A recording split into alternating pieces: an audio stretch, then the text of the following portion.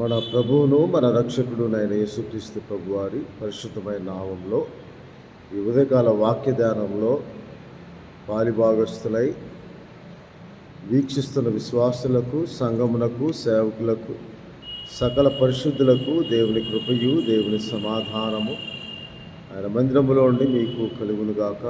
ఆమేన్. ఉదయకాల వాక్య ధ్యానము తిమోతికి రాసిన మొదటి పత్రిక 5వ అధ్యాయము 8వ వచనమును ధ్యానం చేసుకుందాం.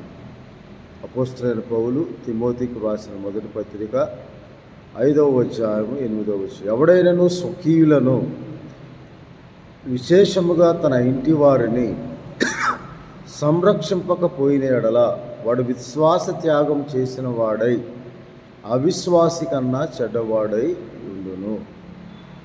ఎవడైనను స్వకీయులను విశేషముగా తన ఇంటి వారిని సంరక్షింపకపోయిన ఎడల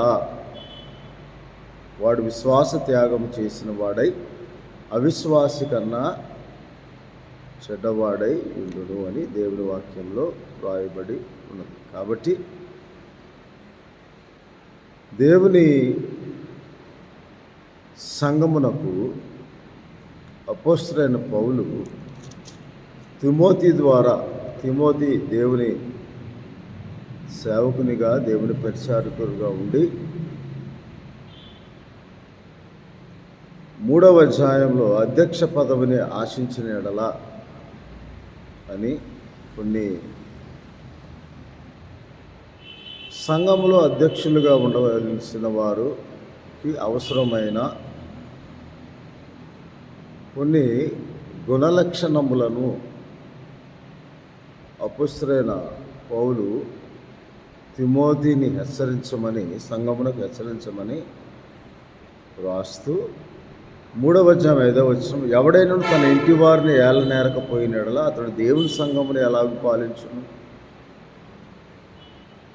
అతడు గర్వాంధుడై అపవాదికి కలిగిన శిక్షావిధికి లోబడకుండానట్లు క్రొత్తగా చేరిన వాడై ఉండకూడదు. మరియు అతడు నిందపాలై అపవాది ఊరిలో పడిపోకుండానట్లు సంఘమునకు వెలుపటి వారి చేత మంచి సాక్ష్యము పొందినవాడై ఉండవలెను. అలాగే పరిచారకులు మాన్యులయుండి ద్విమనస్కులను, మిగుల మద్యపానాసక్తులను, దుర్లాభమును అపేక్షించే వారై ఉండక విశ్వాస మర్మమును పవిత్రమైన మనస్సాక్షితో గైకొను వారు అయి ఉండవలెను. మరియు వారు మొదట పరీక్షింపబడవలెను, తరువాత వారు అనింజులైతే పరిచారకులుగా ఉండవచ్చును. అటువలే పరిచర్య చేయు స్త్రీలను మాన్యులై కొండెములు చెప్పని వారుగాను, మితానుభవం గలవారు, అన్ని విషయంలో నమ్మకమైన వారు అయి ఉండవలెను అని దేవుని వాక్యంలో. పరిచారకులై ఉండి ఆ పనిని బాగుగా నెరవేర్చిన వారు మంచి పదవిని సంపాదించుకుని క్రీస్తు యేసునందలి విశ్వాసమందు బహుధైర్యము గలవారగుదురు అని కొన్ని పరిచారకులకు, ఎవడైనా అధ్యక్ష పదవిని ఆశించినట్లా సంఘ కాపరిగా ఉండవలసిన వానికి కలిగిన లక్షణములు ఇవన్నీ సంఘములో ఉండాలని దేవుని వాక్యంలో 3వ అధ్యాయము తిమోతి మొదటి పత్రికలో రాయబడి ఉన్నది. అలాగే ఇంకా అనేకమైన విషయాలు 4వ అధ్యాయము 6వ వచనంలో మొదటి తిమోతి పత్రికలో ఈ సంగతులను సహోదరులకు వివరించిన ఎడల, వివరించాలి సంఘ కాపరిగా, ఎందుకంటే దేవునికి మొహమాటం ఉండదు. నీవు అనుసరించుచు వచ్చిన విశ్వాస సుబోధ సంబంధమైన వాక్యముల చేత పెంపారుచు క్రీస్తు యేసునకు మంచి పరిచారకుడివై ఉంది. ఎప్పుడైతే నువ్వు వీటి గురించి సంఘములు హెచ్చరించి మీరు ఇలాగ ఉండాలి, పరిచారకులుగా ఉండదగిన వారు, అధ్యక్షులుగా ఉండదగిన వారు, ఇంకా పరిచర్యలు స్త్రీలైనా ఎలాగ ఉండాలి అని దేవుని వాక్యంలో ఆ పనిని ఎంతో ఆపేక్ష గలవారై ఉండాలి, మనస్సాక్షి గద్దింపబడిన వారై ఉండాలి, వారికై వారు తాము పరిశీలించుకొని దేవుని ఎదుట మన ప్రవర్తన పరివర్తన చెంది యోగ్యమైన మనసు గలవారుగా ఉంటున్నామా లేదో మనం పరీక్షించుకొని దేవుని సన్నిధిలో చేయు పరిచర్య దేవునికి చేయు పరిచర్యని ఆయన సన్నిధిలో నిలవదగిన యోగ్యత మనకు ఉన్నదా లేదా, పరిచర్య చేయు యోగ్యత మనకు ఉన్నదా లేదా, పాత్రలో చేయి వేయి యోగ్యత మనకు ఉన్నదా లేదా అని మనల్ని మనం పరీక్షించుకోవాలి అని దేవుని వాక్యంలో రాయబడి ఉంది. దేవుని వాక్యం ఎప్పుడు హెచ్చరిస్తూ ఉంటుంది. దేవుని వాక్యం ఎప్పుడు మన మనస్సాక్షిని గద్దిస్తూ ఉంటుంది. అది అందుకే అపోస్తలుడైన పౌలు గారు అంటాడు, మనం అనేక విషయంలో తప్పిపోవచ్చు ఉన్నామని అంటాడు. అనేక విషయంలో మనము తప్పిపోవచ్చు ఉన్నామంట. ఆ అనేక విషయంలో మనం తప్పిపోయే స్వభావం కలిగిన వారముగా ఉంటూ దేవుని పరిచర్యను జరిగించడానికి ఆశ కలిగి కూడా ఉంటాం. కానీ మనల్ని మనం పరీక్షించుకోవాలి అంట. అందుకే అపోస్తలుడైన పౌలు గారు 1 కొరింథీయులకు రాసిన పత్రిక 11వ అధ్యాయంలో ప్రభు సంస్కారారాధన గురించి చెబుతూ, నేను మీకు అప్పగించిన దానిని ప్రభు వలన పొందితిని అంటాడు. ఎలాగూ పొందాడు అంటే 1 తెస్సలోనికీయులకు రాసిన పత్రికలో దేవుడు అపోస్తలుడైన పౌలును సిద్ధపరిచి పరిచర్యను అప్పగించడానికి దేవుని వాక్యంలో ఎలాగూ 1 తెస్సలోనికీయులకు రాసిన పత్రిక 2వ అధ్యాయము 4వ వచనంలో, సువార్తను మాకు అప్పగించుటకు యోగ్యులమని దేవుని వలన ఎంచబడిన వారమై మనుష్యులను సంతోషపెట్టు వారము కాక మన హృదయములను పరీక్షించు దేవునినే సంతోషపెట్టు వారమై బోధించుచు ఉన్నాము అని దేవుని వాక్యం. ఎలాగూ అంట, దేవుడు పరిచర్య జరిగించుటకు యోగ్యులని ఎంచబడి. చాలా సంఘాల్లో ఈ కమిటీలు ఉంటాయి. ఆ కమిటీల్లో ఉన్నవారిలో 10 మందిలో 2-3 కంటే ఎక్కువగా ఈ వాక్యానుసారంగా ఉన్నవారు ఉండరు. బయట కార్యక్రమంలో తమ పనులు తాము చేసుకుంటూ ఉంటారు.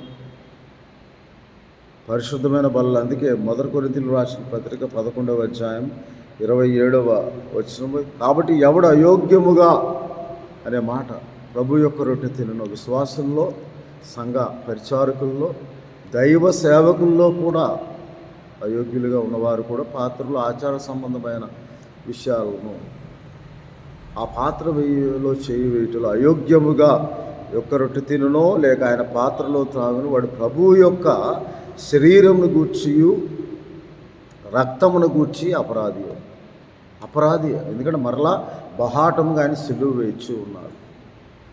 ఎందుకంటే దేవుని తీర్పు దేవుని ఇంటి వద్ద ఆరంభం అవుతుందంట.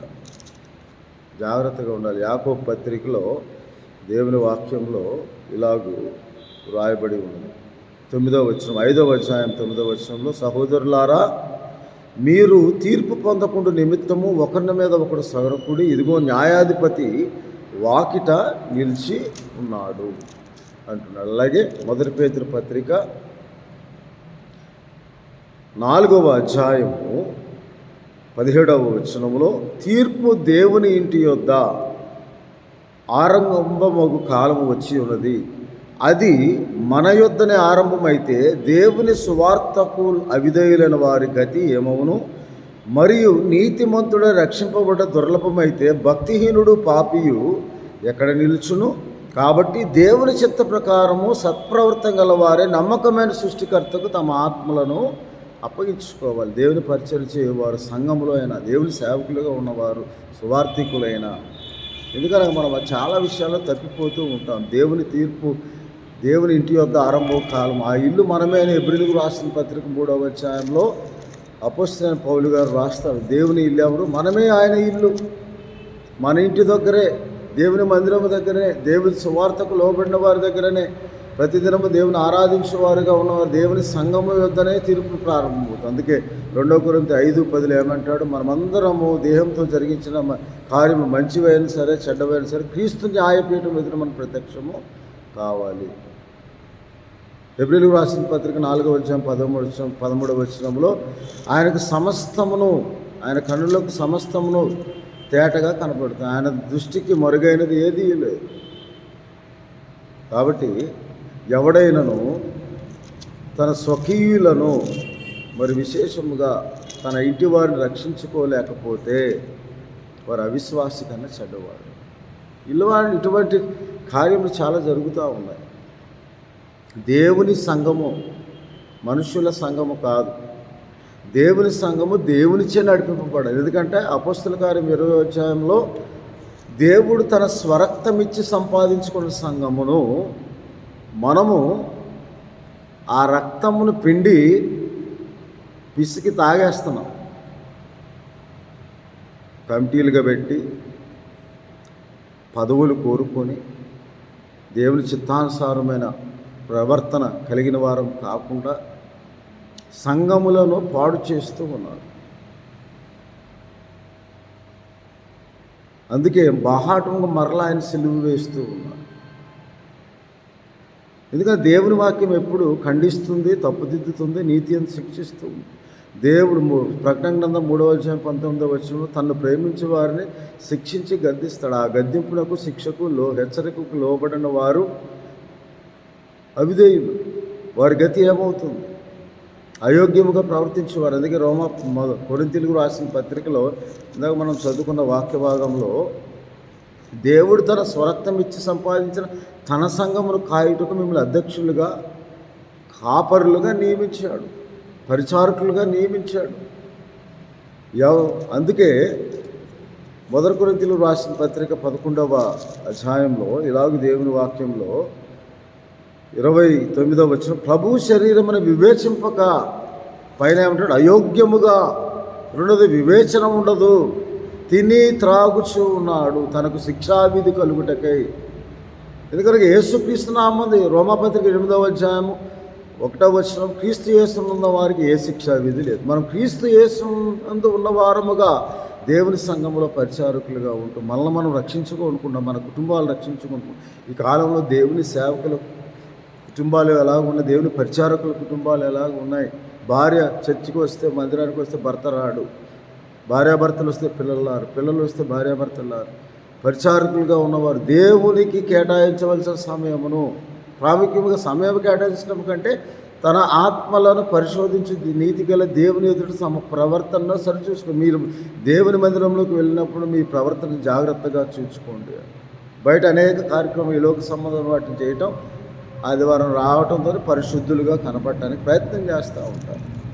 పాటలు పాడినంత వలన మన పరలోకానికి వెళ్ళము, మనం సంఘ అధ్యక్షుడిగా ఉన్నంత మాత్రాన పరలోకానికి వెళ్ళం, సెక్రటరీగా ఉన్నంత మాత్రాన పరలోకం వెళ్ళం, ట్రెజరర్గా ఉన్నంత మాత్రాన పరలోకానికి. మనమందరము దేవునికి లెక్క అప్ప చెప్పవలసిన వారమై ఉన్నాము.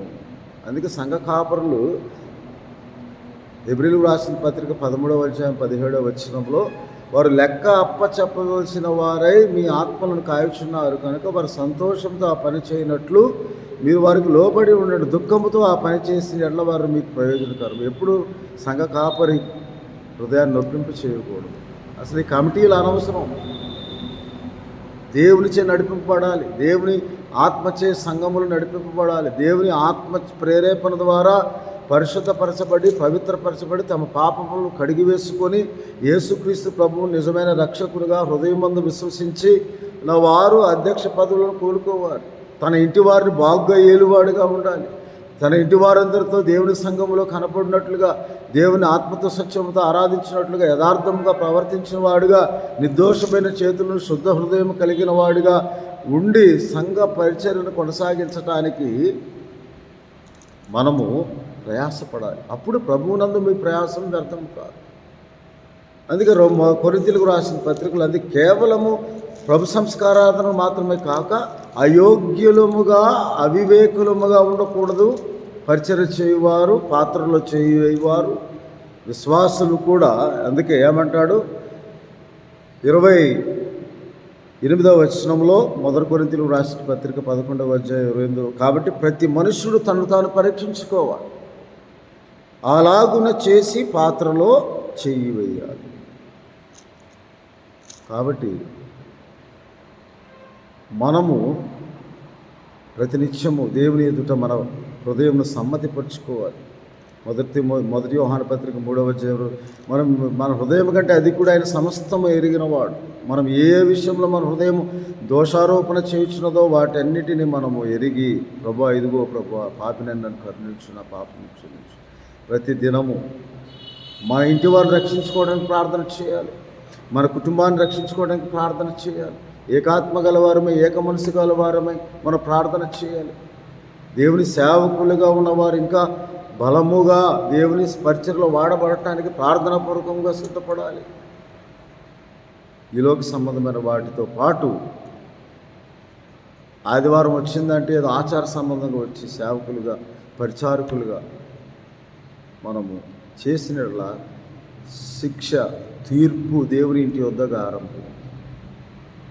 మనం మాదికరంగా, అందుకే ఏమంటున్నాడు, అవిశ్వాసి కన్నా చెడ్డవాడంట.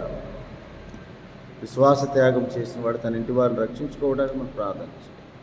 ఇంటి వారిని రక్షించుకోవాలంటే మనం మాదిరిగా ఉండాలి. నేను మోకరిల్లి ప్రార్థన చేస్తే నా కొడుకు మోకరిల్లి ప్రార్థన, నా బిడ్డలు మోకరిల్లి ప్రార్థన, నేను వాక్యం చదువుతాం చూస్తే వారు వాక్యం చదువుకుంటూ ఉంటారు. మనం విలోక సంబంధమైన వాటి గురించి తాపత్రయపడుతూ ఉంటాం. మనకు దేవుని సేవకులు దేవుని వాక్యాన్ని బోధిస్తూ ఉంటే వారి పిల్లలు బయట రోడ్ల మీద తిరుగుతారు. పరిచారకులుగా ఉన్నవారు తన పిల్లల్ని, తన కుటుంబాన్ని దేవుని మందిరానికి రండి అని చెప్పే ధైర్యం లేకుండా జీవిస్తున్నారు ఇక్కడ. కాబట్టి మనం అలాగూ ఉండకుండా దేవుని సన్నిధికి వచ్చేవారంలో ఒక మాదిరికరమైన జీవితం, అధ్యక్షులుగాను, సంఘ కాపరులుగాను, సేవకులుగాను, పరిచారకులుగాను, సువార్థికులుగాను, విశ్వాసులుగా ఉన్న మనమందరం మనల్ని మనం పరీక్షించుకొని, అయోగ్యము కాక, వివేకము లేక మనల్ని మనం పరీక్షించుకొని, మన హృదయం దేవుని సన్నిధిలో ఎలాగున్నది, దేవుని ఎదుట ఎలాగున్నది అని మనం పరీక్షించుకొని శిక్షావిధికి లోనగునట్లు కాక, క్రీస్తు యేసునందు మనము నూతన జీవం పొందిన వారిని నూతన ఆత్మతో మనం ప్రార్థన చేయాలి. దేవుడి వాక్యంలో దేవుడు తన సేవకుల ద్వారా హెచ్చరిస్తుంది. కాబట్టి మనం పరీక్షించుకుందాం. దావీదు భక్తుల కీర్తన గ్రంథం 26 ప్రభువా నన్ను పరిశీలించుము, నన్ను పరిశోధించుము, నన్ను పరీక్షించుము. 139 కీర్తన ఆఖరి వచనం, నా యందు నీకు ఆయాసకరమైన చూడుము, నిత్య మార్గం నడిపించి నా నోటి మాటలు, నా హృదయ ధ్యానం దృష్టికి అంగీకారం ఉన్నట్లు సహాయం చేయండి ప్రభు. నా కుటుంబాన్ని రక్షించు ప్రభు, నా కుటుంబాన్ని జ్ఞాపకం చేసుకో ప్రభు, నా బిడ్డలను జ్ఞాపకం చేసుకో ప్రభు. మేమందరం మీ సన్నిధిలో కనబడినట్లుగా సమాజంగా కూడుకుంటాం అనక విశ్వాసపూర్వకం చేయండి. మీ నామం మహింపరిచినట్టుగా ఆత్మడి మాకు దయచేయకపోవడం ప్రార్థన చేసుకో.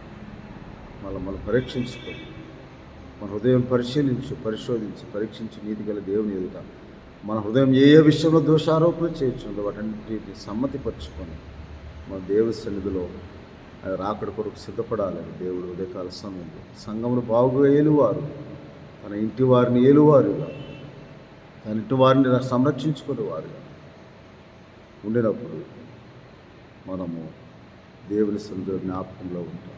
ప్రార్థన చేసుకుంటాం. పరిశుద్ధుడ మహోన్నతుడ జీవం గల దేవా మీకు స్తోత్ర.